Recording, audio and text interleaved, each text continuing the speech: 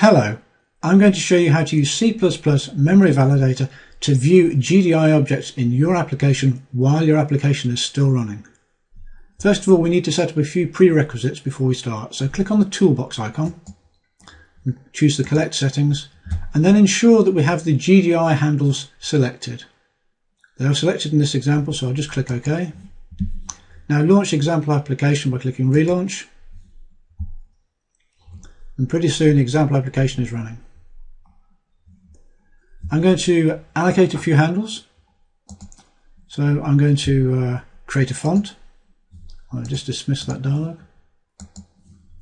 I'm going to create a pen. I'm going to create a brush.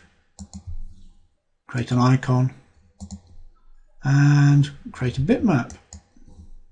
Now if I refresh this display, but I'll change the display settings slightly and we'll just remove all the memory settings. Refresh the display.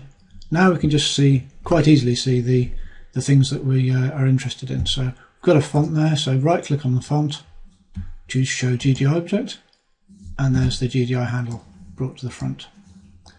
Right click on the pen, Show GDI Object, there's the pen. Oh, I'm sorry, I'm dragging these off the side of the screen, you can't see them, that's not very good. Right click on the brush, choose Show GDI Object. Right click on the icon, choose Show GDI Object. And right click on the bitmap and choose Show GDI Object. So there we have it. These are all actual GDI values that are inside your application. So if you know where these are, say for example one of these is a huge aerial view of somewhere in the world, and you've got memory leaks that are happening associated with this. Well, now if that aerial view is of say open fields, then you know you need to go looking for that particular one and find the code associated with that. Now you can find that code with call stacks and so on, but sometimes just know what the visual image is. It's just enough to tell you what's going wrong. And we've had several customers actually tell us that's exactly how they use this functionality. I hope you find that useful. Thank you very much.